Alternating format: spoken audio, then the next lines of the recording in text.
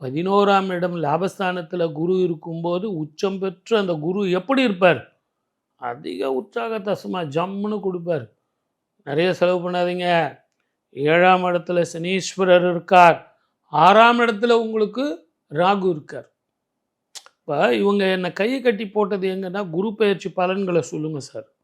அது தவிர வேறு எதுவும் சொல்லாது. ராகு சார் குரு பயிற்சி என்னை திருப்பி திருப்பி இந்த ட்ராக்கில் எடுத்துன்னு வந்து உற்சாகமான பலன்களை சொல்லுங்க அப்படிங்கிறாங்க. அப்போ வெறும் லாபத்தை மட்டும் உற்சாகத்தை மட்டும் கால்குலேஷன் இல்லை. 6ஆம் இடத்துல இருப்போம் நட்பு வகையினால் வேற்று மொழி இனத்தவர்களால் தேவையில்லாத குழப்பங்களால் பிரச்சனை வரும்.